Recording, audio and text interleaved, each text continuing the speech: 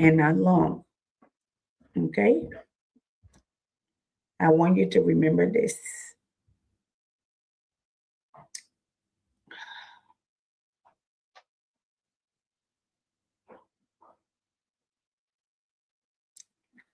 There we go.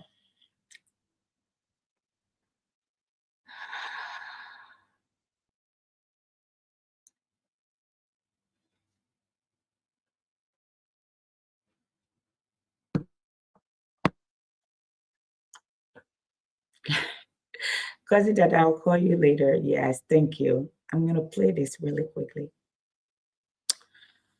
And again, like I said, my heart ached for the word over. And I was listening to a South African podcaster yesterday, and he said, we as Africans, South Africa have failed to educate the people as to where we've been, how we got here. Listen up. When I left, Venezuela was ready to collapse. We would have taken it over. We would have gotten all that oil. It would have been right next door. But now we're buying oil from Venezuela, so we're making a dictator very rich. Can you believe this? Nobody can believe it. They really. Let's look at it again.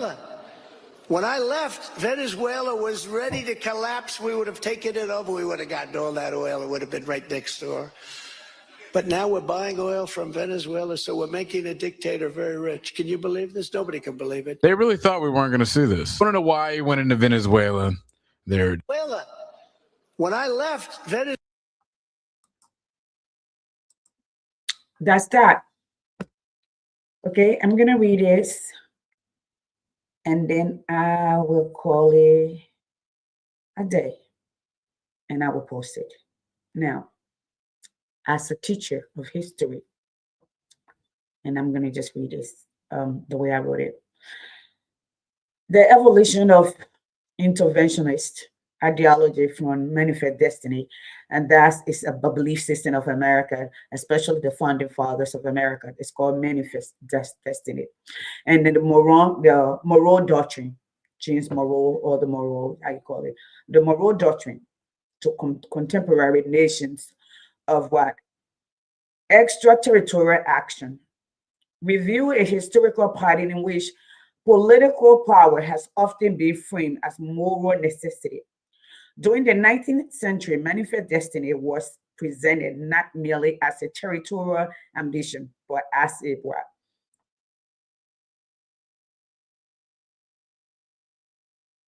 As a mission that clove expansion in the language of destiny, civilization, and moral duty. Merck, 1995, likewise. The Monroe Doctrine asserted, we're talking about different hemispheres, okay? They come from all the way across the ocean on the other side of the world, and they're telling you God designed for them to take over this land, that the red men were uncivilized, that he didn't know what he was doing. He was so savage, okay? And he came and took it over. So let's continue, all right? And what? And sovereignty in the name of security, okay? And protection, while simultaneously legitimizing unusual power, relationship under the guise of regional guardianship. Is there a guardianship that we're talking about?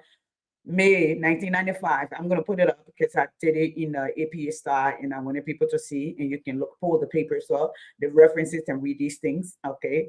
And I'm going to do this is not merely just that. This is where we've been. This is where we're headed. Okay. Good afternoon, Sister Eleanor. When the big power tell you, I need guns to protect my people, you don't need guns. You don't need nuclear weapon. We will protect you. They're telling you, you are at our mercy. We can wake up one morning and tell you you're extinct and you're extinct. We can wake up one morning and tell you your life don't matter and it does not matter because we decide. You know, there's this this movie when I was a little girl. We used to watch on Sunday at the movie. They call it the outer limit. The outer limit. Anybody? The outer limit starts with the opening. We control your television. We control the horizontal, the vertical. We control what you see and what you don't see. We control how you think and how not to think. From here on, sit back and watch. We control you. I will put that link, the opening right under here. Okay. So I see. So we are all like in this bubble. Then the question is, then we all of us have to question our own existence. Why did somebody wake up tomorrow and say, you know what? We have created a bunker. We're going to take at least 1,000 people to restart humanity. We're just going to let the rest explore. What will you say? What will you think? This is Eleanor. Hey, cousin Dada. Hey, Patrick. So this wiki mean, but let me say this.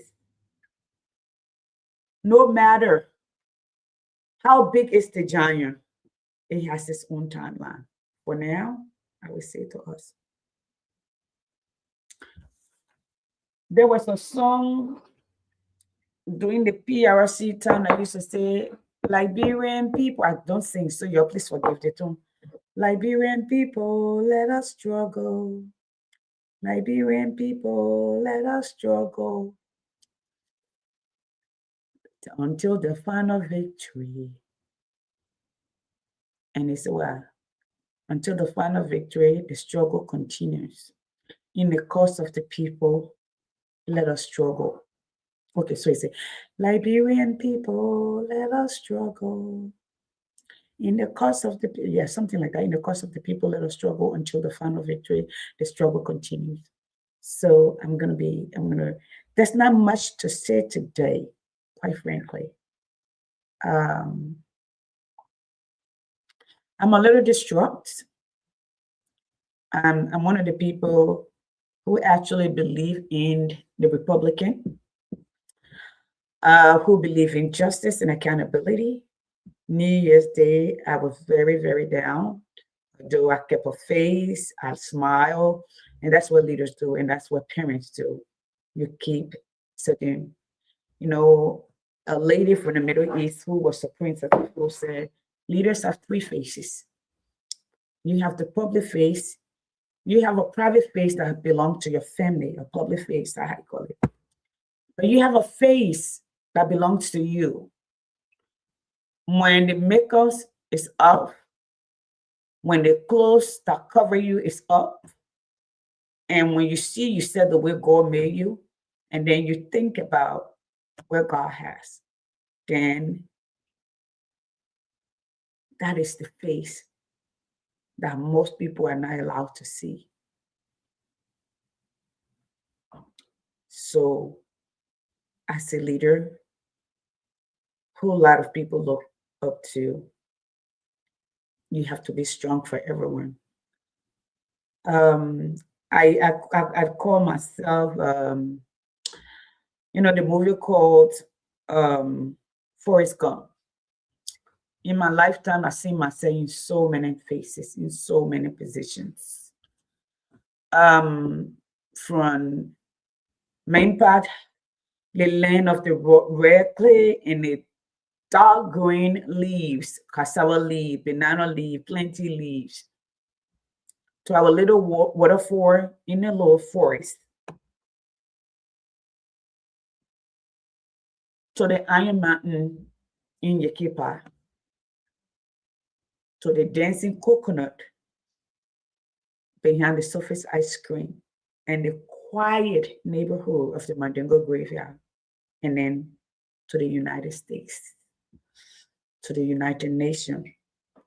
Yes, main part, the city of brotherly love,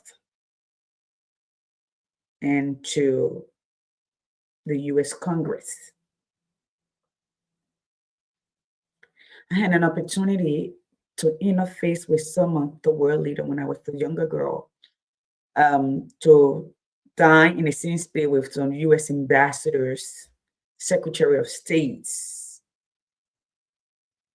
I never imagined that. To be in the same room with presidents, from Emma Sawyer to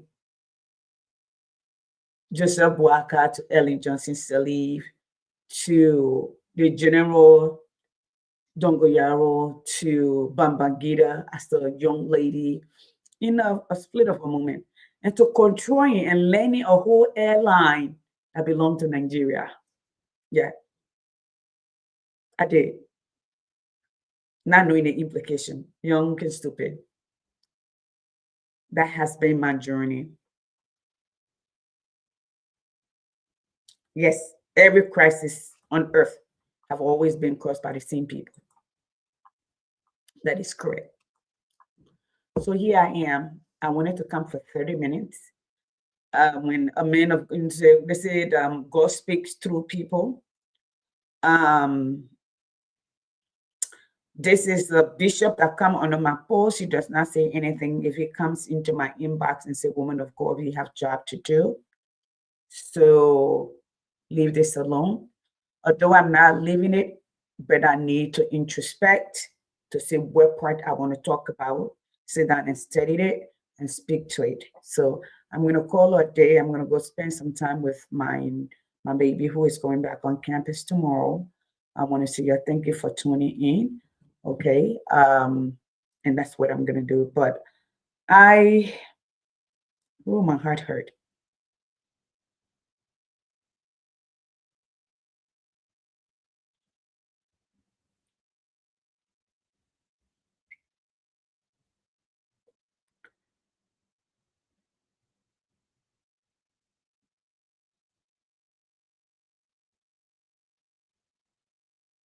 I am trying to get this, for some reason, I don't know if my second thought is not coming on their platform like it was before. So something is not doing right. Let me see if I can, okay, Warrior Unite, that will be for, how you call it? Yeah, so this is our, yeah, that's why the last year I didn't go anywhere.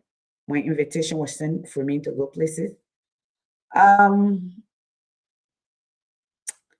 Maybe I might just be the next Ellen Johnson Sirleaf. I don't know if my conscience can allow me to, but I'm not saying that. I'm gonna wait right here. You know, a couple of years ago, I was told in my face, especially during the We Are era. Some of you don't know my heart for Liberia. I was told when I was in Washington, you have more contact than Ellen Johnson Sirleaf had, and she became president. What do you want? I came home to think about that story, to process it. I'm going to leave that right here. For those of you who are philosophical, those of you who can think outside of the box, what did that mean? That is before the sanction, that is before we call George Weah to Langley. What does that mean?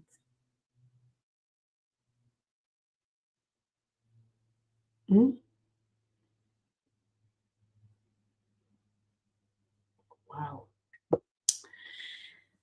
Oh, God have mercy. And I'm taking my YouTube here.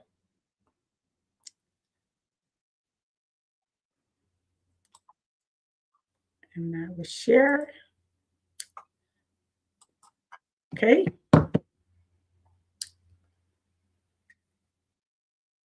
Control V. There we go.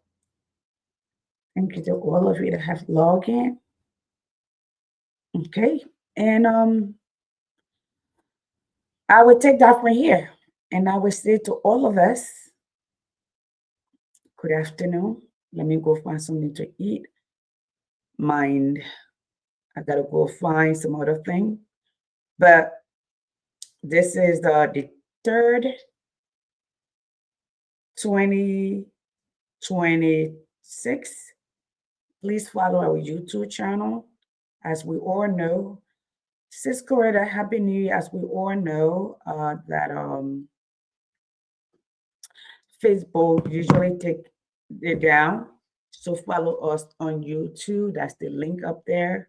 Okay. And share. Please follow and subscribe. Okay. So our work can stay in motion for a long time. I'm going to play some old video here because I'm not going to.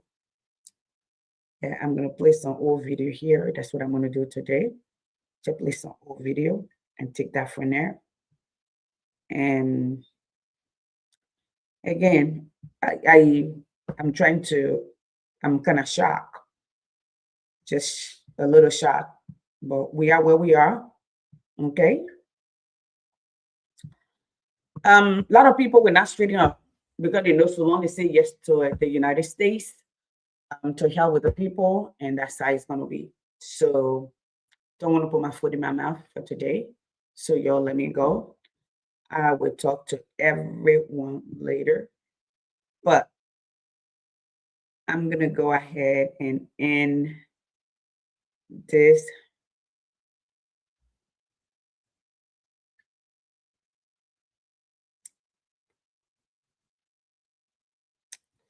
Y'all know why y'all talk, and what I've learned, as I study history and teach history in this country is things are not what they seem. If you dig deeper, you find out every story we ever been told is embellished, especially by the West.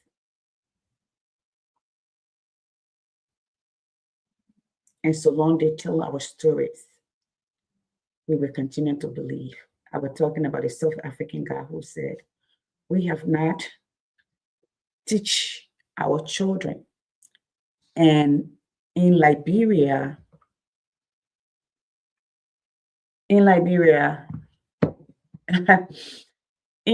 talking about your past is a crime. And you say the person did this, let's just move on. This is why we're in the circle. When other nations wanted to get their own, you know why we have not gone to Iran? Because they know they have their own nuke. They knew Iraq did not have a nuke. And that's why we win. But we never fought it. We stage, and then we use the press that Germany did, that Goebbels did. Folks, I was trying to share. For some reason, my stuff is not sharing. So I'm just going to go ahead and go. I will share it later. People will watch it later. I'm not sure what's happening to my page because usually I'm able to share, but it's not doing that. So there we go.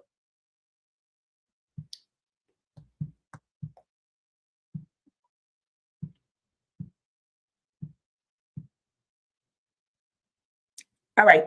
Bye, everyone. I'm out.